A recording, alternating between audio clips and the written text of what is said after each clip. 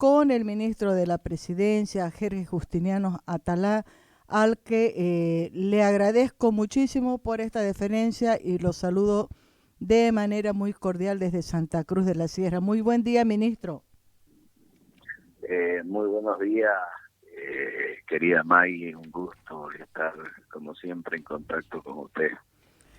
Ministro, ¿cómo ha sido su jornada en esta semana? Yo estaba comentando con la gente desde el comienzo del programa que estos días, estas semanas, parece que en 10, 15 días hemos vivido un año en Bolivia, ¿o no?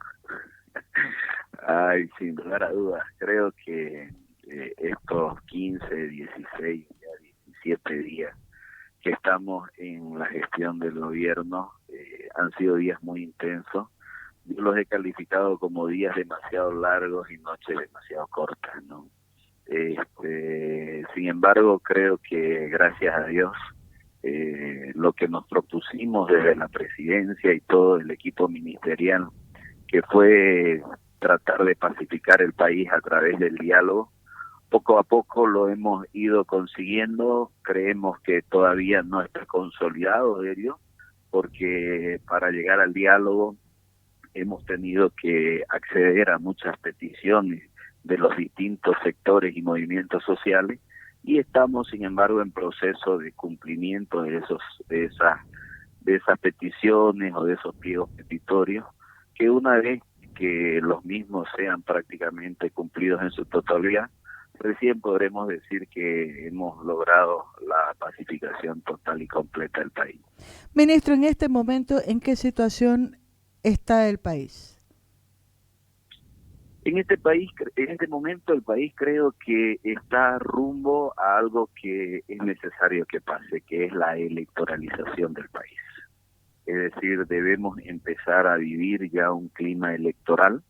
La señora Presidente ha tenido una decisión muy acertada al ya designar inmediata. Fíjese, lo primero que hicimos, antes de esto, lo primero que hicimos fue pedirle al órgano legislativo que agilice la ley que se llama Ley de Modificaciones al Sistema Electoral. Como se demoraron casi una semana sin que haya absolutamente nada, la Presidente directamente propuso un proyecto de ley. Eso agilizó un poco al órgano legislativo y gracias a Dios llegaron a sancionar la ley y luego la Presidente promulgó la ley. Luego de ello, la Presidente también, como le decía, con un buen tino, lo que hizo fue designar a el vocal electoral que le corresponde a ella en su calidad de presidente, porque eso es lo que establece la ley. Entonces, obviamente eso empezó a dar más la sensación de que ya hay un órgano electoral, por lo menos en lo administrativo, el presidente, que demuestra que prácticamente el país se está electoralizando poco a poco. Ayer, no me recuerdo muy bien, ya se dictó el reglamento para la selección y designación de los vocales del órgano electoral, lo que quiere decir que cada vez más se está sintiendo ese ambiente electoral. Creo que eso es bueno porque de alguna manera u otra con el, el informe de la OEA, que fue muy claro y que dijo que existieron irregularidades en todas las etapas y fases del proceso electoral, eso lesionó drásticamente a la democracia. La base de la democracia es el voto, y el voto fue el que fue burlado el 20 de octubre, y entonces mientras volvamos e intentemos restablecer ese fraccionamiento o esa lesión a la democracia, entonces vamos a volver a la normalidad. Creo que el país se encuentra en ese sentido, está más calmado sin lugar a dudas, está más tranquilo, se puede ver ya prácticamente el abastecimiento de todas las ciudades nuevamente. Entonces creo que esa sensación y ese ambiente que estamos viviendo ya de normalidad nos genera mucha tranquilidad en el gobierno. ¿Qué puntos de conflicto todavía existen y le preocupan al gobierno, ministro Justiniano? En realidad no hay, ya creo que hemos logrado ponernos de acuerdo con todos los movimientos sociales y los sectores sociales del país, ¿no? Hemos logrado acuerdos con la Central Obrera, hemos logrado acuerdos con lo que se ha denominado por parte del movimiento al socialismo el Pacto de Unidad, que el Pacto de Unidad no es otra cosa que la unión prácticamente de los movimientos sociales que fortalecen al movimiento al socialismo. Estamos hablando de las tres corrientes principales, que son el movimiento de los interculturales, que se denominan así por parte del MAS, el sector de la CSUB-TV, que es la Confederación Única de Trabajadores de Bolivia, campesinos, y la denominada Bartolina Sisa, ¿no? Entonces, este pacto de unidad prácticamente también ya hemos suscrito acuerdos.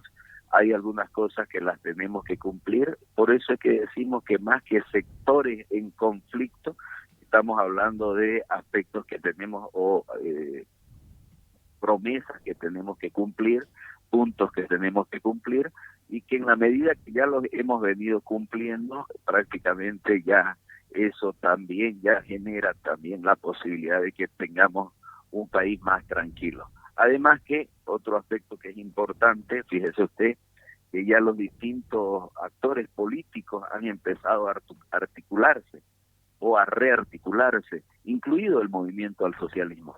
Eso, sin lugar a dudas, es lo más importante, creemos.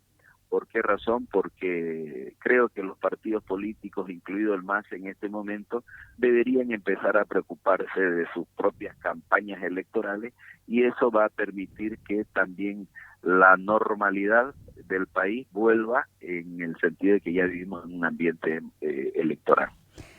La gran interrogante es cómo ha logrado este avance y este primer gran logro del gobierno de transición, ministro, pensando en el actor fundamental para la pacificación que ha sido el MAS, la gente del MAS, considerando que el expresidente Evo Morales continúa todavía asusando desde su asilo en México. Siempre se creyó que el único que podía lograr una concertación y que el MAS acepte dialogar, acepte acuerdos para pacificar, acepte incluso acuerdos para una nueva convocatoria a elecciones, el único que podía hacer eso era Evo Morales. Y ustedes han logrado todo eso sin Evo Morales, más, con Evo Morales en contra. ¿Cómo? En contra. A ver, en alguna reunión que tuvimos con algunos asambleístas del movimiento al socialismo y con algunos exministros, nosotros planteábamos esa tesis, pero un poco modificada de lo que usted ha dicho.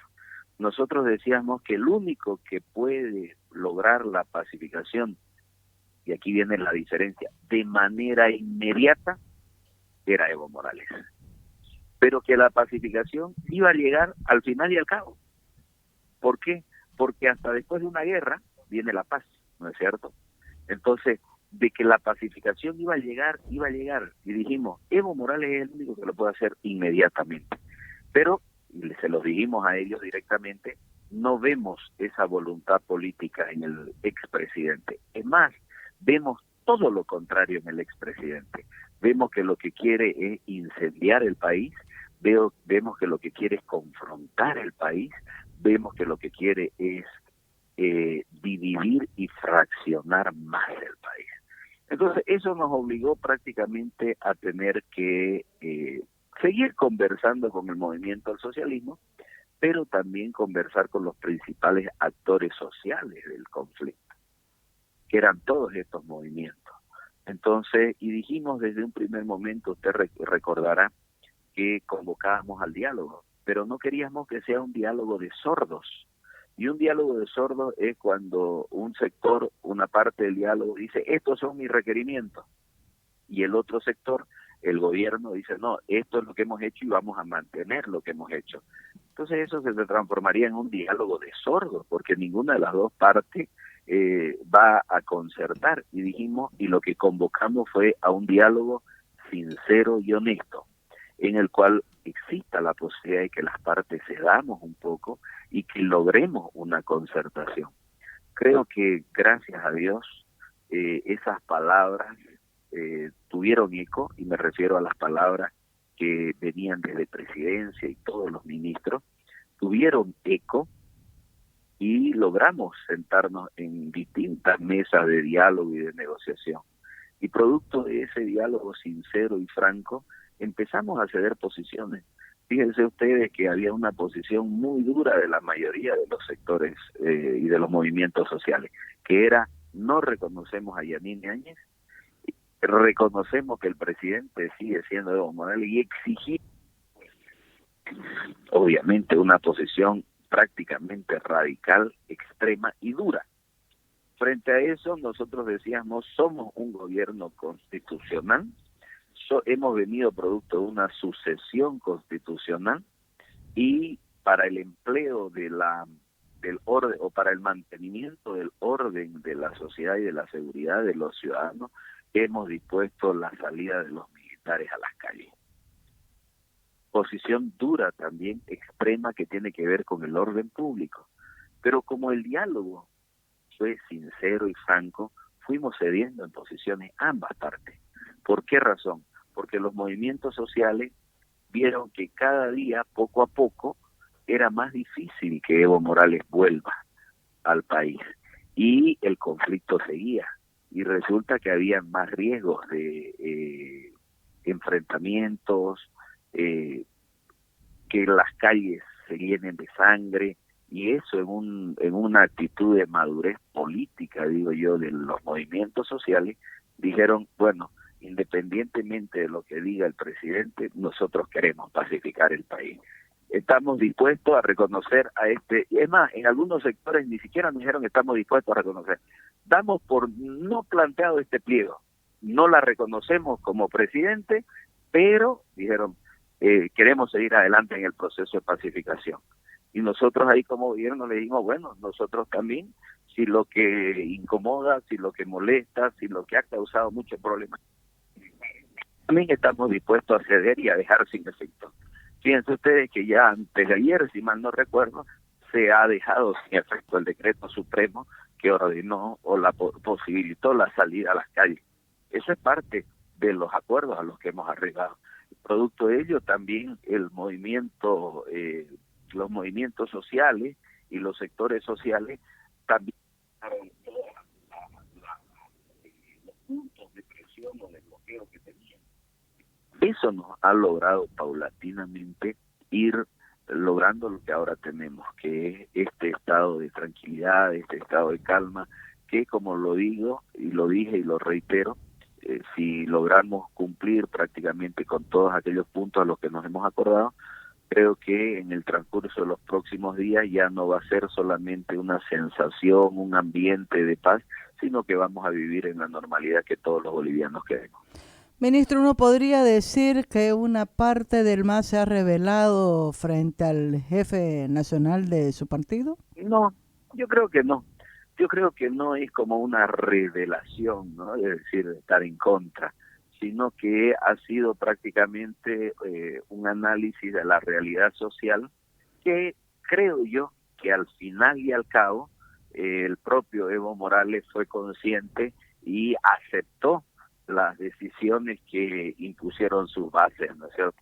Porque al final y al cabo pues son las bases, o al menos eso lo dice el propio Evo Morales, que él se debe a las bases, y si las bases dijeron eso, pues el que tiene que respetar lo que dicen las bases es el dirigente y no la impersona. Bueno, ya sabemos que el expresidente no es un hombre de acatar a las bases, ¿no? Dice mucho eso, pero en los hechos muestra exactamente lo contrario. Yo sigo viendo uno que otro mensaje en Twitter del expresidente y digo: es increíble que a estas alturas del partido continúe todavía con el mismo libreto. Claro, yo creo que ahora lo que ha demostrado en realidad Evo Morales es su debilidad como líder, ¿no? Porque hasta antes que él dimita del cargo, renuncie, funcionaba como usted dice, era todo lo inverso, lo que él decía las bases tenían que acatarlo. y ahora creo que se ha visto a un Evo Morales realmente debilitado en todos los sentidos, no solamente en el ejercicio del poder político al renunciar al cargo, sino en el ejercicio al poder dirigencial que él tenía, porque ha tenido que aceptar lo que le han dicho a sus bases, porque estaba imposibilitado de hacer otra cosa. Más que un sometimiento, digamos, que Evo se somete a las bases, yo creo que más bien ha sido una debilidad. No le ha quedado otra. Claro, no le quedó otra, o de lo contrario, pues prácticamente pierde todo el poder político, ¿no? Ahora, ministro, otra preocupación que continúa latente, y después tengo un montón de preguntas, tengo que priorizar mi pregunta, aprovechar este contacto con el ministro Sergio Justiniano Atalá. Una preocupación que hay en la gente es el gobierno de Yanine Áñez está negociando sobre qué límites, ¿no? Y la preocupación es impunidad o no impunidad a los que ya se fueron. Ver, Maggie, yo creo que hay que aclarar algo. En ningún momento, ni siquiera el MAS pidió impunidad. En ningún momento. Lamentablemente esos han sido extremos de ambos lados que han generado todas estas susceptibilidades. Ni el MAS ha pedido impunidad, ni el gobierno va a aceptar ningún tipo de impunidad. ¿Por qué razón le digo esto? Lo que hace esa ley de garantías que se denomina, en realidad es ratificar y otorgar garantías que están en la ley, existen en la ley. Por lo tanto, desde ningún punto de vista se puede hablar de impunidad. Entonces, el decir que hasta qué punto está negociando el gobierno está negociando dentro de los márgenes y dentro del marco de la ley. No está concediendo nada más aquello que la ley le permite conceder y no está accediendo a nada más que aquello que la ley le permite acceder. Esta es una negociación dentro del estricto marco de la ley. Por lo tanto, hablar de impunidad no cabe desde ningún punto de vista. No se va a permitir impunidad de nadie. Además, yo quiero recordarle, no sé si usted vio la transmisión en vivo que hicimos de la mesa de diálogo y de negociación con la Central Obrera Boliviana y el Pacto de Unidad en el Palacio de Gobierno. La gente que tuvo la suerte de verlo y que madrugó viendo estaba saltando en una pata al otro día porque no veíamos eso hacía muchísimos años. Claro, imagínense, ¿qué dijimos sobre la ley? Dijimos, en primer lugar, ¿se respeta el fuero sindical? Sí, se respeta. Pero ojo, le dijimos, el fuero sindical tiene límite. Y yo le dije de manera clara, le dije, a ver, vamos a suponer, si un dirigente que tiene fuero sindical le pega a su mujer, comete delito, ¿se puede acoger en el fuero sindical? Todos dijeron, no. Si un dirigente que tiene fuero sindical estafa, ¿se puede acoger al fuero sindical? No. Si un dirigente comete sedición o terrorismo, ¿se puede acoger al fuero sindical? No. Entonces estamos claros, le dije. ¿Qué quiere decir esto? Que si algún dirigente va más allá de la dirigencia y empieza a incurrir en delincuencia, a él no le afecta el fuero sindical. Eso está clarísimo. Ha sido concertado, como lo hemos dicho. Y esto es una clara muestra de que no existe posibilidad de impunidad. Ahora, ministro, es increíble que en poco tiempo se ha ido como oxigenando todo el aparato público. Es poco tiempo, 2 semanas, para concertar o para acomodar las cosas que se han construido o que se han desconstruido, por decirlo de otra manera, durante casi 15 años, ¿no? 14 años. Ustedes han logrado algunos cambios fundamentales, sobre todo en lo que respecta al Poder Ejecutivo. Se está comenzando a hacer cambios importantísimos a nivel del Tribunal Supremo Electoral. Usted mismo ha dicho, ya la Presidenta ha designado al vocal que le corresponde por Constitución a la Presidenta, como es Salvador Romero. el Banco Central está ahí, o sea, hay cosas. Pero una de las patas que sigue todavía generando incordio, susceptibilidad, la gente ve con mucha desconfianza lo que está haciendo, incluido usted, porque en una entrevista televisiva lo escuché a usted decir lo duro que fue con el fiscal general de Bolivia, Juan Lanchipa, es el Ministerio Público. No solo el Ministerio Público, estimada Maggie, el órgano judicial, ¿no? No en su generalidad, pero sí en una gran mayoría. Tenemos prácticamente ahora, se han designado vocales ordinarios que lamentablemente tienen, no diría yo ni siquiera antecedentes, que tienen precedentes de muy mala reputación, ¿no? Entonces, y que lamentablemente se ha vuelto a elegir a muchos de ellos. Lamentablemente no ha habido un cambio, no ha habido una renovación. Lamentablemente vemos que las quejas de algunos postulantes eran: yo no entré en la lista porque eran listas que estaban seleccionadas por los masistas, y los masistas prácticamente han vuelto a elegir a los mismos, y son vocales que van a estar por los próximos, creo que son 4 o 6 años, no me recuerdo muy bien. Entonces va a ser muy difícil pensar en una reestructuración de la justicia si los actores siguen siendo los mismos, ¿no es cierto? El Ministerio Público también nos hemos venido quejando, hemos venido diciendo de todo, y lamentablemente no podemos hacer nada como gobierno. ¿Por qué? Esto es importante que la ciudadanía lo sepa, porque a mí me mandan mensajes: ¿por qué no lo cambian al fiscal general? ¿Por qué no los votan a los vocales? Porque no se puede hacer eso, lamentablemente. ¿Por qué razón? Porque Bolivia, nosotros hemos dicho que queremos recuperar la institucionalidad y la democracia.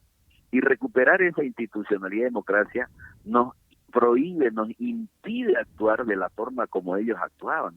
Ellos actuaban así, ellos no actuaban democráticamente, ellos actuaban por imposición. Nosotros, si actuamos por imposición, caemos o nos transformamos en lo que hemos criticado, y evidentemente que no podemos hacer eso.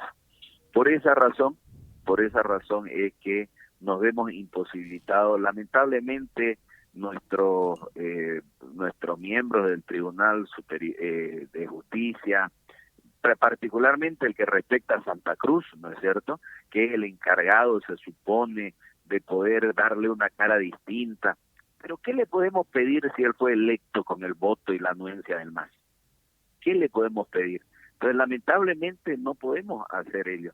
Entonces, vamos a tener que ver los mecanismos legales que nos permitan coordinar, ejercer un control sobre la justicia sin que eso implique una intromisión o lo que hacía antes el gobierno, que era una amenaza constante a los administradores de justicia.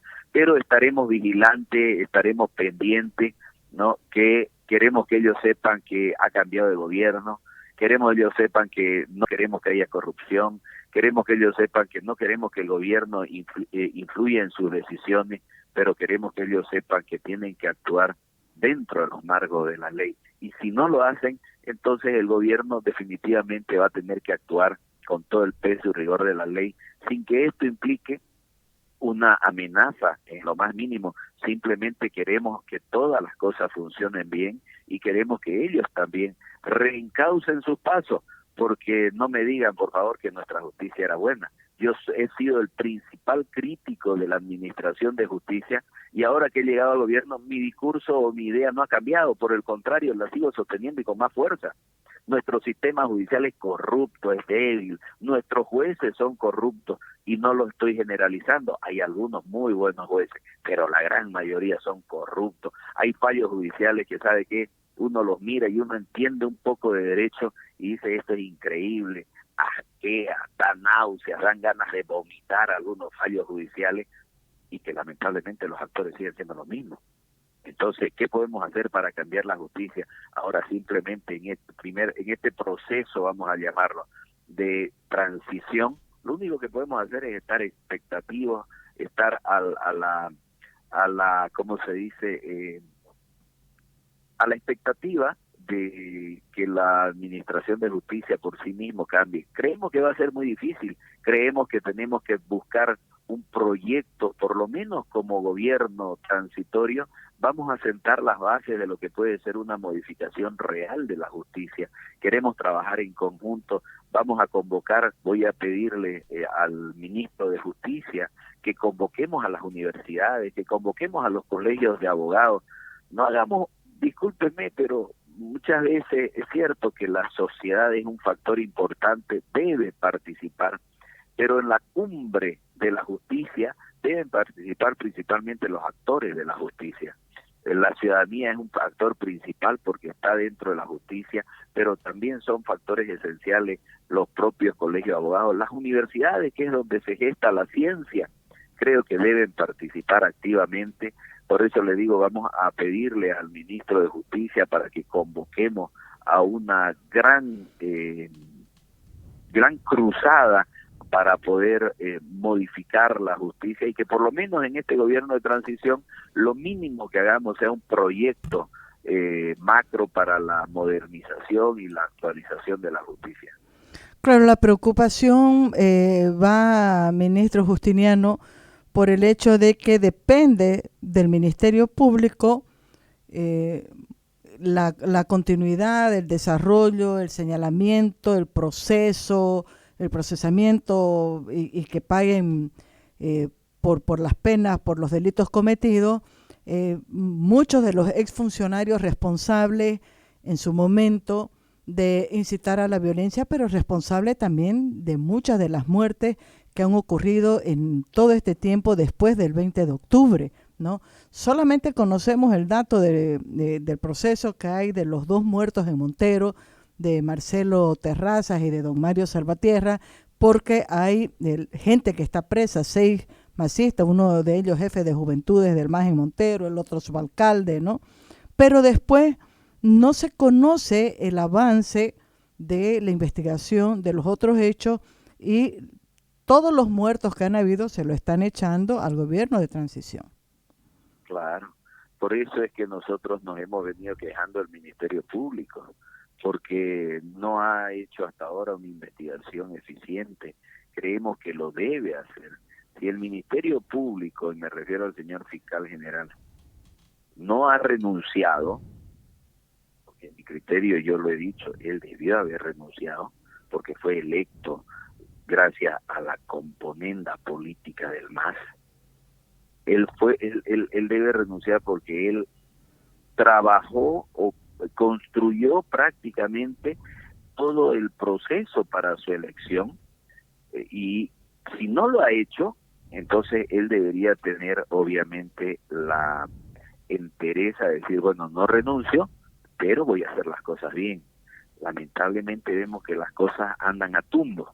No vemos resultados eficientes de la investigación, no sabemos siquiera si se está investigando o no el tema de todas las muertes. Nosotros como gobierno somos los principales interesados en que eso se investigue, porque nosotros creemos que eso ha sido producto de la inspiración de alguien que lo que quería era generar malestar y desestabilización social. Tenemos algunos antecedentes, evidencias que lamentablemente no han sido corroborados por la investigación de la Fiscalía, ¿no? Entonces, lamentablemente, como lo dije hace un momento, no podemos nosotros destituirlo al fiscal. No es legal, no es constitucional y no es democrático, y no podemos transformarnos en lo que hemos criticado.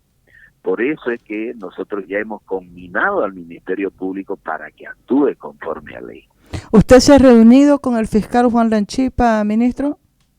Sí, me he reunido con él, hemos sostenido reuniones donde le hemos pedido esto, directamente le hemos dicho que lamentablemente no lo podemos destituir, y en esos términos, lamentablemente, porque si pudiéramos hacerlo, le dije, téngalo por seguro, señor fiscal, que lo hubiésemos hecho, le dije, porque usted tiene una afinidad con el movimiento al socialismo que solamente quien no la quiere ver, no la ve, le dije.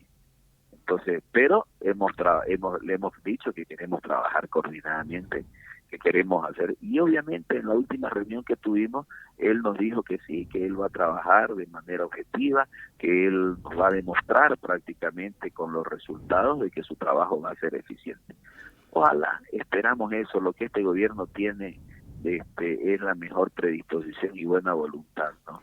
Ministro, y todo esto que está pasando ahora, hemos entrevistado hace unas horas a Óscar Ortiz, al senador Óscar Ortiz, sobre el nuevo cronograma electoral, todo el proceso que va a tener que encarar el país, y definitivamente lo que queda claro es que este gobierno de transición se va a tener que prolongar por más tiempo del que se había pensado inicialmente, que era 22 de enero, se entrega el mando al nuevo gobierno elegido en las elecciones generales que debían de haberse hecho según los primeros pronósticos a mediados de diciembre. Eso ya se sabe, no va, ¿no es cierto? Este gobierno se va a tener que ampliar. ¿Cuánto tiempo, qué previsión hay para eso? A ver, Maggie, lo que pasa es que se generaron distintas interpretaciones y nosotros desde el primer momento dijimos, somos un gobierno de transición y tenemos un mandato constitucional, que es muy distinto al mandato constitucional que tenía Evo Morales. El problema es que mucha gente decía, el mandato de Evo termina el 22 de enero o el 21, el 22 tiene que haber un nuevo presidente.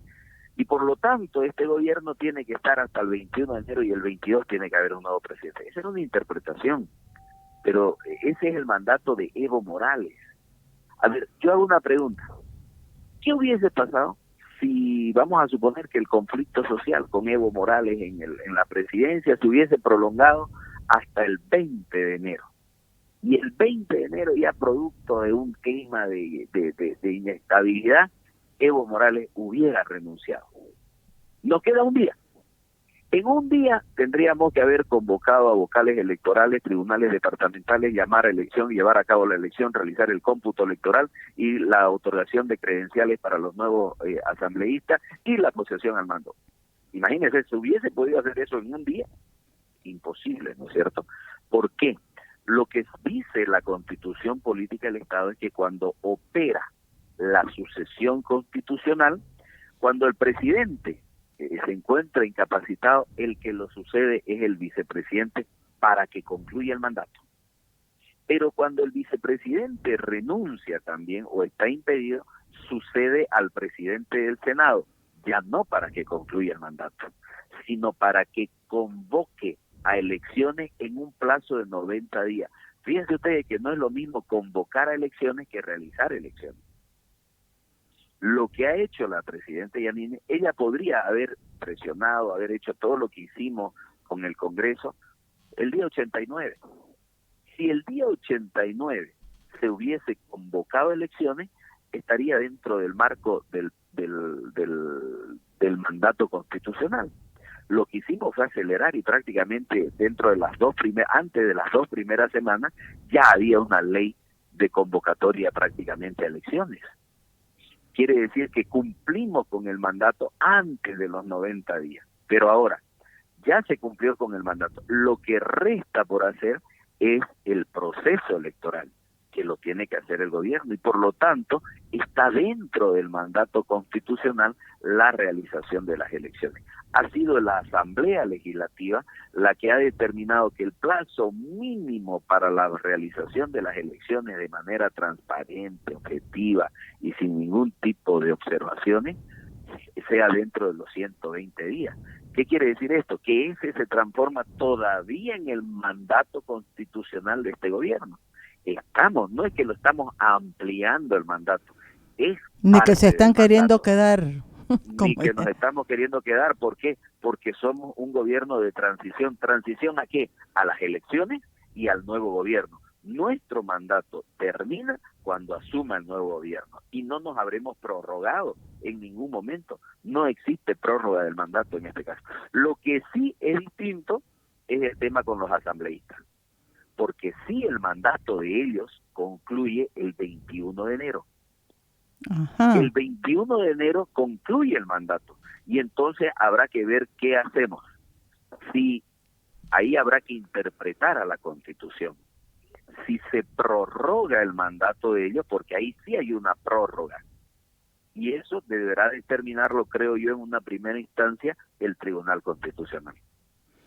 Ahora, es muy posible que no se prorrogue y en ese caso, ¿cómo queda? Queda un poder ejecutivo, un gobierno de transición con una asamblea legislativa inactiva hasta que se posicionen los que se elijan en el nuevo, en las nuevas Esa elecciones.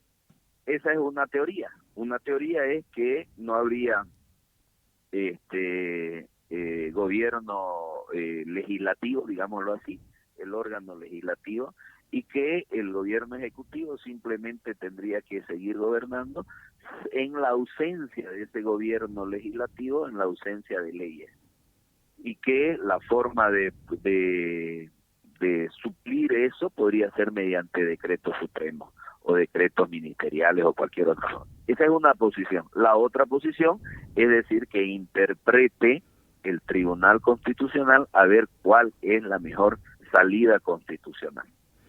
Claro, estoy pensando en la prórroga de una legislatura dominada 2/3 por la bancada del MAS, con la que usted mismo se ha cansado de decir, no es muy fácil negociar para avanzar en lo que hay que hacer en este corto periodo de este gobierno de transición. Sí, claro que sí. Por esa razón creemos que inclusive, eh, a ver, este gobierno, me refiero al de transición, es una clara muestra de lo que puede ser la democracia. Y la democracia es los frenos y contrafrenos de los órganos de poder. Tenemos un órgano de poder ejecutivo que responde a la señora Yanine Áñez y a su equipo de ministros, y tenemos un órgano legislativo completamente, digámoslo así, adverso a la correlación de fuerza, que tiene 2/3 del gobierno, el movimiento al socialismo. Pero eso es lo que debe ser la democracia. La democracia debe ser un contrapeso de los órganos de poder. Lo que pasa es que, como bien decían algunos asambleístas, nosotros no estamos acostumbrados a eso. Claro, les decía yo, ustedes están acostumbrados a que las órdenes vengan verticales de arriba y se cumplan hasta abajo, pero eso no es democracia. Sin lugar a dudas que eso no es democracia.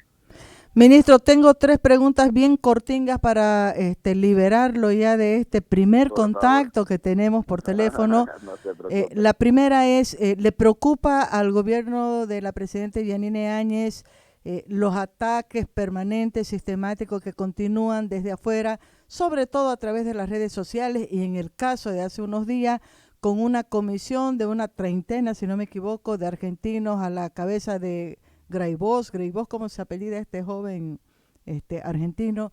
Que continúan con la versión de que aquí hay un régimen militar, que hay un golpe, que hay muertos, violaciones, tortura y demás delitos. ¿Le preocupa al gobierno? Preocupa la imagen internacional, sin lugar a dudas, siempre tiene que preocupar la imagen internacional. Pero con relación a este grupo, yo la verdad digo, ¿quiénes son? ¿Qué peso específico pueden tener en el concierto internacional?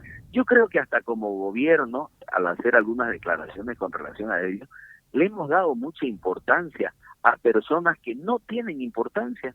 Yo creo que son personas que no tienen ninguna importancia y que no deberíamos referirnos a ellos. Y que si tienen algún tipo de antecedente subversivo, lo que debe hacer la policía es su papel y su trabajo.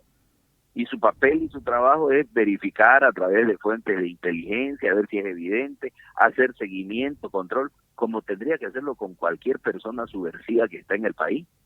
Entonces yo no me voy a pronunciar a esas personas, porque yo la verdad creo que no merecen nuestra atención, y que venga un ciudadano y que venga y diga, ¿sabe que aquí no hay respeto a la ley, esto es un golpe de Estado?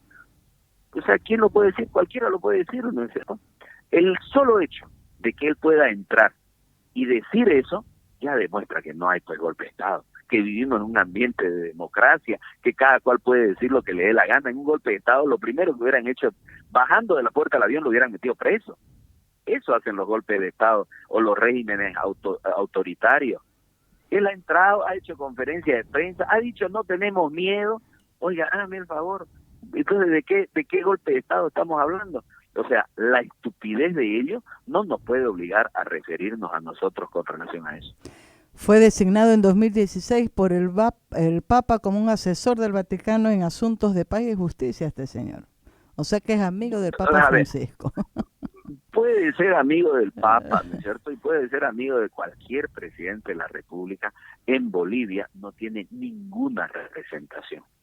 En Bolivia no tiene ninguna jerarquía. Es un ciudadano más que además tiene antecedentes de ser una persona subversiva, violenta. Por lo tanto, creo, como le digo una vez más, estamos dedicándole aún en esta entrevista mucho tiempo a hablar de él.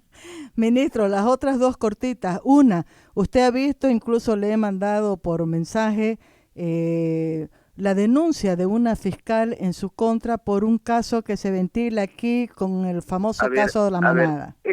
ese tema tampoco es algo al que yo le quiero dedicar importancia por dos razones esenciales. En primer lugar, porque eso se trata de un trabajo que yo ejercí profesionalmente antes de asumir como ministro. En segundo lugar, porque ese es un caso muy sensible para distintos sectores de la sociedad y que tampoco quiero generar ningún tipo de polémica. Y menos aún, ¿no es cierto?, que una fiscal pueda agarrarse de la imagen del ministro para generar controversia. Inicialmente, sabe que había pensado ir a la audiencia de acción de libertad que se realizó el día de ayer, pero luego reflexioné y dije, ¿vale la pena? Vale la pena, o sea, discúlpenme, pero yo estoy tratando, y no se trata ni de soberbia ni de vanagloria, pero estamos tratando en este momento asuntos de complejidad para el país, para que yo me dedique a ir a un tema, discúlpeme, de cocina y de falda. No, no vale la pena. Por esa razón tampoco quiero referirme a ello. Y la última, ministro, ayer al final de la tarde Luis Fernando Camacho ha oficializado la renuncia al Comité Pro Santa Cruz. Se ha anticipado a decir que va a ser candidato a la presidencia. Ahí hay una laguna porque no puedo confirmar ni con él ni con Pumari al final si van juntos o no, pero ese es otro cuento. Mi pregunta va, ¿hay un vínculo personal, profesional, muy próximo de ustedes dos? Él lo ha alabado a usted en más de una oportunidad en los cabildos. Usted está ahorita ya en función de gobierno. ¿Implica algún compromiso la actividad política que comienza a hacer Luis Fernando Camacho con miras a las elecciones? ¿O podemos decir y asegurar el ministro Jorge Justiniano ahora es ministro de gobierno, obedece a la presidenta Yanine Áñez y no tiene ya nada que ver, no tiene ningún vínculo ni va a participar en ninguna actuación que haga Luis Fernando Camacho? A ver, yo creo que hay que contextualizarlo todo. Contextualizarlo significa decir, a ver, cómo llegamos nosotros particularmente al gobierno. Si bien es cierto, yo la conozco a la señora Yanine Áñez de años, ella me buscó en alguna oportunidad para asistir a un familiar de ella en un proceso penal, de ahí que la conozco, pero obviamente ella no me llamó, no me pidió ser ministro por eso. O sea, seríamos tontos si dijéramos que yo estoy de ministro porque ella me invitó por mis cualidades personales, digamos, únicamente. No, sin lugar a dudas, no nos mentimos, y si queremos hacer política tenemos que hacerlo de manera honesta. Ella me invitó porque yo formaba parte del movimiento cívico, y yo formaba parte del movimiento cívico porque por mi vinculación profesional con Luis Fernando Camacho. Por lo tanto, eso fue lo que me permitió llegar al ministerio. El compromiso, la voluntad de responder institucionalmente a la señora Yanine Áñez desde el primer momento de la aceptación y posesión del cargo existe hasta el día de hoy y hasta el último momento de su mandato. Fíjense ustedes que en el desarrollo de toda esta entrevista yo he destacado la actividad y la actitud de ella. Yo no me he referido en lo más mínimo recién a esta última pregunta que me voy a referir a Luis Fernando Camacho. Exacto. Yo he referido a la actitud de ella, a la intervención de ella, al mérito de ella, o sea, todo lo que se puede considerar desde el punto de vista institucional de la presidencia de la República. Ahora, si usted me pregunta con relación a Luis Fernando Camacho, si existe algún vínculo con él, yo le he dicho, no lo voy a desmentir, existe un vínculo, existe además una amistad, pero existe una vinculación que llegamos al Ministerio de la Presidencia por la cercanía con ese movimiento cívico. Ahora, ¿qué va a pasar de aquí en adelante? Pues Luis Fernando Camacho tendrá que empezar su campaña electoral. Yo seguiré siendo ministro, ¿no es cierto? Yo seguiré buscando para la presidente una mejor gestión de gobierno. Queremos, fíjese usted, queremos que se transforme en la mejor gestión de gobierno de los últimos 30 años, en nada más y nada menos que 6 meses. Y es posible. Es imposible hacer eso. Es imposible pensar en eso, pero sí es posible hacerlo. Entonces, ya le hemos dado luces, ¿no es cierto? Nos han dicho que en 15 días o en 14 días, porque fue justo el día 14, en 14 días logramos lo que el MAS en 14 años no pudo hacer, que fue integrar un poco más el país. Entonces, nuestra labor va a seguir siendo esa, al frente del ministerio, respondiendo institucionalmente a la señora Presidenta Yanine Áñez. Ministro de la Presidencia, Jorge Justiniano Atalá, le agradezco muchísimo por este contacto, por su paciencia, y hemos duplicado el tiempo que dijimos que le íbamos a robar al ministro, pero creo que valía la pena y me parece que por ahora hemos agotado las preguntas que queríamos hacerle. En realidad lo hemos triplicado, porque usted me dijo 15 minutos y vamos por 47 minutos con 35 segundos. O sea que usted sí sabe hacer cuenta. No, obviamente. No, yo sé, a mí me enseñaron en la escuela y no tengo licenciatura en matemáticas, ¿no? No, siempre, Maggie, es un gusto conversar con usted, es muy ameno esto y siempre estaremos a sus órdenes, obviamente en la medida de nuestras limitaciones y posibilidades de tiempo. Muchísimas gracias, ministro Jorge Justiniano Atalá, que tenga un buen fin de semana, seguro que la va a pasar trabajando. Muchas gracias. Hasta luego, May, un saludo a su audiencia. Chao, ministro. Hasta luego. Fue la entrevista con Jorge Justiniano Atalá, ministro de la Presidencia del Gobierno de Transición de la Presidenta Yanine Áñez. Con esto, último corte, última canción, y nos despedimos de ustedes con un abrazo gigantesco.